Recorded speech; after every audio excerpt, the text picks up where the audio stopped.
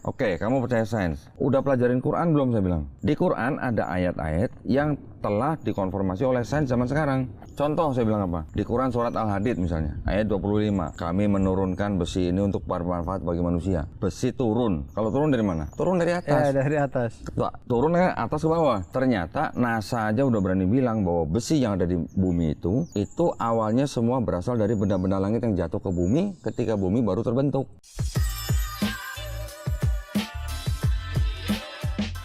Jadi sebelum kita mulai, izinkan saya memberikan sedikit disclaimer terlebih dahulu. Jadi ya seperti biasanya, video ini sama sekali tidak bertujuan untuk menyerang siapapun, apalagi menyerang agama Islam.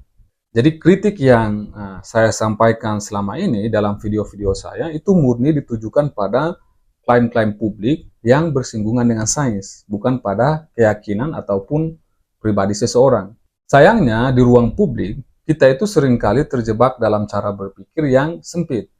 Seolah-olah dunia ini hanya menyediakan dua pilihan saja. Kalau tidak A, maka pasti B. Nah, cara berpikir seperti ini dikenal dalam logika sebagai false dilemma atau either or fallacy. Ini adalah jenis kekeliruan berpikir atau logical fallacy, di mana seseorang menyederhanakan pilihan yang kompleks menjadi hanya dua pilihan saja.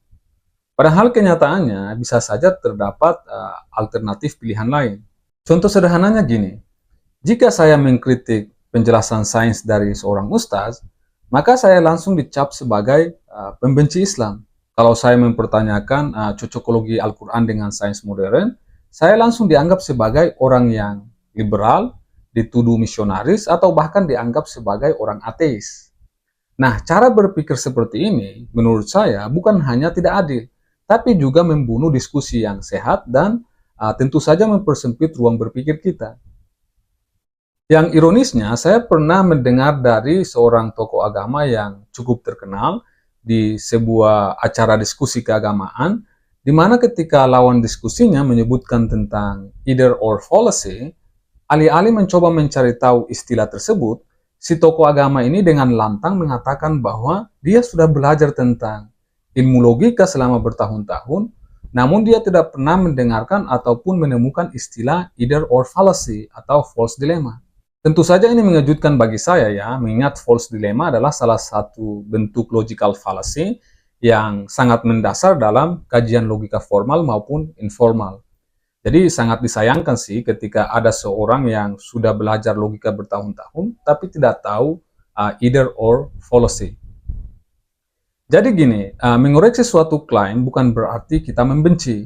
Mengkritisi narasi yang dibungkus agama bukan berarti kita menolak agama. Padahal bisa saja seseorang mengkritisi karena ingin kita semua, terutama generasi muda, itu mendapatkan pendidikan sains yang lebih sehat, dan berbasis pada riset yang serius, bukan melalui narasi cocokologi yang dangkal atau asumsi yang belum diverifikasi. Sayangnya, cara berpikir seperti ini masih sangat umum di masyarakat kita, termasuk dalam diskusi-diskusi yang melibatkan agama dengan sains. Banyak orang yang memaksakan narasi bahwa kalau tidak bersama kami, ya berarti melawan kami. Padahal kenyataannya, niat mengkritisi itu bisa lahir dari rasa cinta terhadap ilmu, terhadap agama, bahkan terhadap kebenaran itu sendiri. Jadi ya sekali lagi saya tegaskan, saya tidak sedang menyerang pribadi siapapun, saya tidak sedang menjatuhkan kelompok manapun, saya juga tidak membenci agama Islam. Yang ingin saya lakukan adalah membuka ruang diskusi yang sehat, rasional, dan berpijak pada data, supaya kita tidak lagi menjadikan klaim-klaim sains sebagai alat dakwah tanpa verifikasi. Supaya kita juga bisa mendidik generasi muda yang berpikir kritis dan tentu saja membangun masa depan dengan ilmu. Bukan dengan narasi-narasi yang terdengar indah, namun sebenarnya menyesatkan. Oke, mari kita putar dulu videonya ya. Rata-rata orang ateis kan percaya sains. Betul. Betul kan? Sekarang kita hidup pada zaman sains. Pegangan kita sains. Siapa yang bisa melawan hukum gravitasi? Tidak ada. Walaupun gravitasi sebelum Isaac Newton sudah ditemukan 700 tahun sebelumnya oleh orang Islam. Nah, perlu kita ketahui bahwa konsep gravitasi itu pertama kali tidak ditemukan oleh orang Islam. Pemikiran tentang gravitasi itu sudah ada sejak zamannya Aristoteles. Bahkan ilmuwan Islam, yakni Al-Biruni, yang diklaim sebagai orang pertama yang menemukan gravitasi, itu belajar banyak dari karya-karyanya Aristoteles. Kalau kita merujuk pada paper dengan judul The Science of Al-Biruni, itu sangat jelas tertulis di situ. Makanya tidak heran bahwa konsep gravitasi yang digagas oleh Al-Biruni itu mempunyai kemiripan dengan gagasan gravitasi yang disampaikan oleh Aristoteles. Bahkan kalau kita baca artikel dengan judul The Exploration of Gravity, kita akan temukan bahwa jauh sebelum ada ilmuwan Muslim, Brahmagupta di India pada abad ke-7 telah menyebutkan mengenai konsep gravitasi, bahwa benda tertarik ke bumi karena suatu gaya, meskipun gagasannya dia belum dalam konteks gravitasi universal seperti yang dirumuskan oleh Newton. Nah, penjelasan lebih lanjut mengenai ilmuwan Muslim dan konsep gravitasi sudah saya bahas di video reaksi saya terhadap channel Arisfara, di mana mereka memberikan klaim serupa bahwa Newton hanya menjiplak karya ilmuwan Muslim. Silakan cek linknya di deskripsi. Oke, kamu percaya sains? Udah pelajarin Quran belum saya bilang? Di Quran ada ayat-ayat yang telah dikonfirmasi oleh sains zaman sekarang. Contoh saya bilang apa? Di Quran surat Al-Hadid misalnya, ayat 25. Kami menurunkan besi ini untuk bermanfaat bagi manusia. Besi turun. Kalau turun dari mana? Turun dari atas. Ya, dari atas. Turun dari atas ke bawah. Ternyata NASA aja udah berani bilang bahwa besi yang ada di bumi itu awalnya semua berasal dari benda-benda langit yang jatuh ke bumi ketika bumi baru terbentuk. Oke, saya mau highlight pernyataan Ustaz Dondi di sini ya. Kata beliau, besi yang ada di bumi itu awalnya semua berasal dari benda-benda langit yang jatuh ke bumi ketika bumi baru terbentuk. Well, pernyataan ini tentu saja ada benarnya, namun kurang lengkap, yang kemungkinan bisa menimbulkan yang namanya kesalahpahaman. Jadi gini, perlu kita ketahui bahwa besi itu sebenarnya terbentuk dalam proses bintang-bintang raksasa yang meledak atau yang kita kenal sebagai supernova. Unsur besi itu adalah salah satu unsur terberat yang bisa terbentuk di inti bintang ya. Ketika bintang itu kehabisan yang namanya bahan bakar, ia runtuh dan meledak, kemudian menyebarkan besi ke seluruh alam semesta. Nah, sebagian dari debu dan gas bintang ini kemudian membentuk tata surya kita, termasuk planet kita, bumi gitu. Nah, inti bumi itu sebagian besar terdiri dari besi. Dan sebagian besi yang ada di permukaan bumi memang berasal dari meteorit atau batu luar angkasa yang jatuh ke bumi. Lalu mungkin Anda bertanya, lah bukankah penjelasan Ustaz Dondi seperti itu?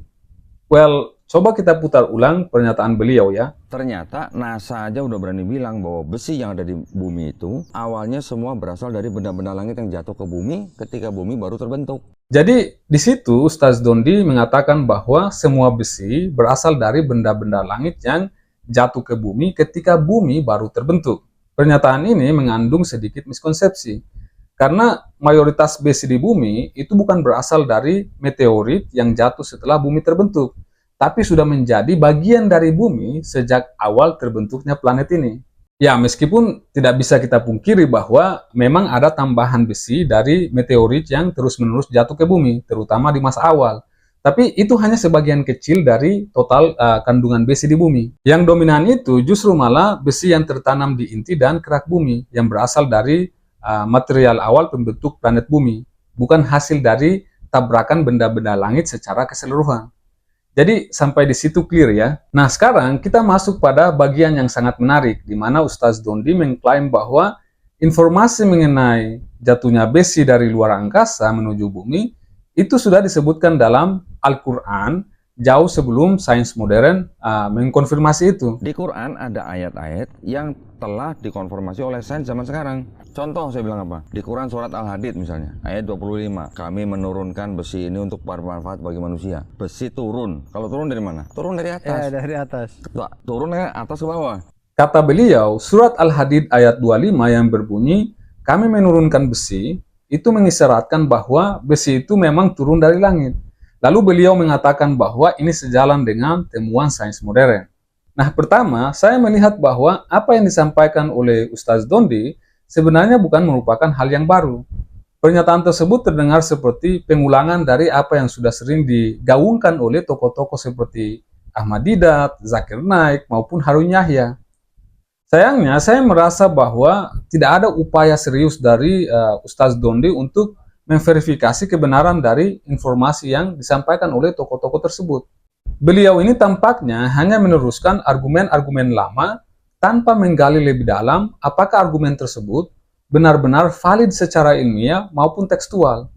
Terkait dengan Al-Quran surat Al-Hadid ayat 25, saya sebenarnya cukup familiar dengan ayat ini ya, terutama karena sebelumnya saya pernah mengomentari pernyataan dari Ustaz Adi Hidayat mengenai ayat yang sama, di mana Ustaz Adi menyatakan bahwa ayat ini selaras dengan nomor atom besi, yang katanya adalah 26, dan kata beliau, ayat 25 sampai 26 dalam surat Al-Hadid itu membahas tentang besi.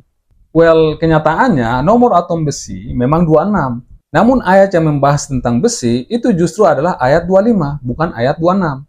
Ayat 26 bahkan tidak membahas soal besi sama sekali. Beliau juga mengatakan bahwa isotop besi yang paling stabil itu adalah Ferum 57 dan mengaitkannya dengan nomor surat Al-Hadid yaitu surat ke-57. Padahal berdasarkan hasil perhitungan saya dengan menggunakan rumus fisika sederhana, yakni rumus defek massa serta hasil verifikasi dari jurnal ilmiah, saya menemukan bahwa isotop besi yang paling stabil itu justru Ferum 58, bukan Ferum 57. Jadi ternyata yang dilakukan oleh Ustaz Adi Hidayat itu hanyalah cocokologi tanpa ada landasan dalam sains gitu. Di sini saya tidak sedang ingin menyalahkan siapapun secara personal, tapi saya kira dalam perkara seperti ini perlu ada kehati-hatian. Kita tidak bisa asal menyambungkan fakta ilmiah dengan ayat suci tanpa validasi yang kuat, hanya demi membuat Al-Quran tampak ilmiah. Nah, balik lagi pada klaim Ustaz Dondi tadi, jika kita membaca ayat tersebut secara utuh, kita akan menemukan bahwa kata wa anzalna yang berarti kami turunkan tidak hanya digunakan untuk besi. Dalam konteks ayat tersebut, kata itu juga digunakan untuk kitab dan mizan atau timbangan atau keadilan. Dalam banyak ayat lain, kata ini juga digunakan untuk hal-hal yang secara literal tidak turun langsung dari langit, seperti hewan ternak yang disebutkan dalam Quran Surat Az-Zumar ayat 6, dan juga Quran Surat Al-Araf ayat 26, yakni tentang pakaian. Dan ini tentu saja menimbulkan pertanyaan linguistik yang penting bagi kita semua. Dan untuk teman-teman yang paham bahasa Arab, saya ingin bertanya kepada kalian semua, apakah wa anzalna dalam konteks besi itu memiliki makna yang berbeda dari wa anzalna untuk kitab dan keadilan, atau hewan dan ternak dalam Quran Surat Az-Zumar ayat 6, ataupun pakaian seperti dalam Surat Al-Araf ayat 26? Jika maknanya sama, apakah berarti kitab, pakaian, dan hewan ternak itu juga secara harfiah diturunkan langsung dari langit? Saya sangat senang jika teman-teman mau berbagi pengetahuan bahasa Arab kepada kita semua, sehingga kita semua itu bisa punya konteks dalam memahami ayat-ayat ini. Saya pribadi tidak memahami bahasa Arab secara mendalam, maka saya mencoba menelaah pandangan para mufassir atau ahli tafsir terhadap ayat ini. Dari hasil bacaan saya, yang mana kalian bisa cross-check sendiri pada link yang saya berikan di deskripsi, dan tentu saja kalian bisa koreksi saya jika saya salah, tapi yang jelas saya menemukan bahwa makna wa anzalna itu ditafsirkan secara berbeda-beda oleh para ulama. Ada yang menafsirkan sebagai menurunkan, namun ada juga yang memaknainya sebagai menciptakan atau mengeluarkan dari dalam bumi. Beberapa tafsir yang menerjemahkan wa anzalna sebagai menurunkan itu antara lain tafsir Al-Muyasyar dari Kementerian Agama Saudi Arabia, kemudian ada tafsir Al-Madinah Al-Munawwarah, dan ada tafsir Asy-Syagir. Sedangkan tafsir yang cenderung melihat bahwa besi itu diciptakan atau dikeluarkan dari dalam bumi, bukan diturunkan secara literal dari langit, di antaranya ada tafsir Al-Muqtashar, kemudian ada tafsir Zubdatut Tafsir min Fathil Qadir, kemudian ada tafsir Prof. Quraisy Shihab, dan tafsir Jalalain. Bahkan tafsir Jalalain ini secara eksplisit menyebut bahwa wa anzalnal hadid berarti kami keluarkan besi dari tempat-tempat penambangannya. Artinya, dari sisi tafsir saja, kita sudah bisa melihat bahwa para ulama sendiri tidak satu suara soal makna kata ini. Ada perbedaan interpretasi yang wajar, dan ini adalah bagian dari kekayaan hasanah intelektual Islam. Maka yang menjadi pertanyaannya adalah, mengapa Ustaz Dondi itu hanya memilih satu penafsiran saja? Dan mengapa tafsir itu langsung dihubungkan dengan sains modern tanpa mempertimbangkan pendapat-pendapat lain yang juga sah secara keilmuan? Apalagi jika kita perhatikan dengan seksama, tidak ada kata langit ataupun angkasa luar dalam ayat tersebut. Al-Quran itu kan sering menggunakan kata as-sama, yakni langit, dalam ayat-ayat lain. Namun dalam ayat ini yang ada hanya kata menurunkan atau wa anzalna, dan itu pun ditafsirkan secara beragam. Seandainya ayat ini berbunyi kami turunkan besi dari langit, mungkin asumsi itu bisa lebih diterima. Tapi karena tidak ada redaksi seperti itu, ya sebaiknya kita lebih berhati-hati dalam membuat klaim. Kalau ulama saja berbeda pendapat, lalu pertanyaannya adalah pendapat ulama mana yang benar dalam konteks ini? Well, saya tidak berani mengatakan mana yang paling benar, tapi saya ingin mengajak kita semua untuk lebih teliti dalam melakukan verifikasi sebelum kita menghubungkan ayat-ayat Al-Quran dengan sains. Jangan sampai keinginan kita untuk menunjukkan bahwa Al-Quran itu spesial karena telah membahas tentang fenomena sains jauh sebelum adanya penemuan sains modern, justru malah merusak kesucian serta kesakralan dari Al-Quran itu sendiri. Seringkali dalam retorika dakwah ilmiah seperti yang dilakukan oleh Ustaz Dondi dan lain-lain, muncul klaim bahwa Al-Quran itu memuat mukjizat karena telah menyebutkan fakta ilmiah seperti dalam kasus yang kita bahas sekarang, yakni asal-usul besi dari langit, dan Al-Quran telah menyebutkan itu jauh sebelum ilmu pengetahuan modern mengkonfirmasinya.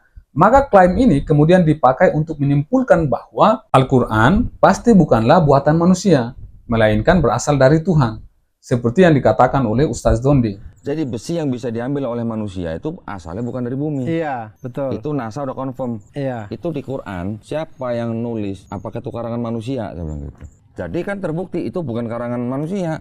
Ya, tentu saja kita memang yakin bahwa Al-Quran bukanlah karangan manusia. Namun, logika cocokologi seperti ini sebenarnya sangat rapuh dan terlalu cepat mengambil kesimpulan besar dari data yang terbatas. Dan ironisnya, seringkali mengabaikan fakta sejarah lain yang justru menggugurkan klaim sepihak tersebut. Yang jarang diketahui oleh orang-orang adalah bahwa Al-Quran bukanlah satu-satunya teks atau kitab yang menyebutkan bahwa besi itu turun dari langit. Ingat ya, kita belum sepakati bahwa kata wa anzalna pada ayat tersebut mengandung arti diturunkan. Tapi tidak apalah, dalam konteks ini kita ikuti saja alur berpikirnya Ustaz Dondi dengan menganggap bahwa Al-Quran mengatakan bahwa besi itu turun dari langit. Lalu apakah narasi itu hanya ada dalam Al-Quran? Kalau teman-teman baca buku dengan judul The Story of Chemistry halaman 22, kemudian ada juga buku Origins and Development of Applied Chemistry halaman 86 sampai 87, dan buku dengan judul The Spirit of Ancient Egypt halaman 72, kita menemukan bahwa orang-orang Mesir kuno jauh sebelum Islam hadir telah menyebut besi sebagai ba'enpet, yang secara harfiah berarti logam dari surga atau besi dari langit. Artinya ya mereka juga menyadari bahwa besi itu datang dari langit. Kemungkinan besar karena mereka pernah melihat meteorit jatuh dan menemukan bongkahan besi dari sana. Dalam teks-teks piramida bahkan digambarkan bahwa langit itu terbuat dari besi dan dewa-dewa itu duduk di atas tahta dari logam langit itu. Fakta-fakta ini tercatat dalam prasasti-prasasti Mesir yang bisa dibaca sampai hari ini. Dan uniknya, mereka tidak mengklaim itu sebagai wahyu ilahi. Justru kalau kita mau mengagumi sesuatu secara adil, lebih masuk akal jika kita mengagumi orang-orang Mesir kuno yang sudah mengetahui fakta bahwa besi turun dari langit jauh sebelum Al-Quran muncul, dan bahkan jauh sebelum sains modern mengkonfirmasi itu. Dan lebih spektakulernya lagi, mereka sampai pada kesimpulan itu hanya berdasarkan pengamatan tanpa harus membawa narasi ilahi atau klaim mukjizat. Lalu pertanyaannya adalah kenapa kita begitu ngotot melakukan cocokologi antara Al-Quran dengan sains? Apakah kita merasa bahwa nilai Al-Quran itu menjadi lebih tinggi kalau sesuai dengan sains modern? Apakah dengan menunjukkan kecocokan semacam itu akan membuat orang semakin yakin dengan kebenaran Al-Quran? Jika iya, maka saya justru merasa aneh dengan keimanan kita. Apakah keimanan kita selama ini dibangun atas dasar keyakinan terhadap wahyu atau hanya bergantung pada validasi dari sains yang terus berubah? Kalau keyakinan kita hanya akan menguat ketika ayat-ayat dalam Al-Quran terlihat ilmiah, bukankah itu justru menunjukkan bahwa sebelumnya kita itu tidak benar-benar yakin dan memiliki keraguan terhadap agama kita sendiri? Seakan-akan iman kita harus dibuktikan dulu melalui eksperimen baru terasa kokoh. Mungkin ada yang berkata bahwa ini bukan soal pembuktian, tapi untuk memperkuat iman. Namun pernyataan seperti itu justru menyeratkan bahwa keimanan kita itu belum cukup kuat tanpa didukung oleh bukti ilmiah dari sains. Padahal sains itu kan penuh dengan dinamika. Sains berubah terus-menerus. Apa yang hari ini kita anggap benar, ya bisa saja besok akan berubah lagi. Kalau itu terjadi, bukankah perilaku cocokologi ini hanya akan mengikis kesakralan Al-Quran itu sendiri? Think about it. Nah, disinilah saya ingat pada ucapan Jalaluddin Rumi. Tangga menuju langit adalah kepalamu, maka letakkanlah kakimu di atas kepalamu. Untuk mencapai Tuhan, injak-injaklah pikiran dan kesombongan rasionalmu. Well, Rumi di sini tidak sedang menolak akal ya. Beliau justru sedang mengingatkan kita bahwa ada batasan dalam logika manusia. Bahwa akal, betapapun pentingnya, tidak bisa menjadi satu-satunya jalan untuk memahami yang transenden. Kadang keinginan kita untuk menjelaskan segala sesuatu secara rasional dan saintifik itu justru menjadi bentuk lain dari kesombongan intelektual. Kita terlalu sibuk membuktikan Tuhan melalui logika serta hukum-hukum alam. Padahal Tuhan tidak selalu hadir dalam logika. Kadang Ia hadir dalam keheningan saat kita berhenti menjelaskan dan mulai merasakan. Thanks for watching. Saya Muin Banyal. Salam apapun itu untuk ilmu pengetahuan dan jangan mati sebelum meninggalkan karya.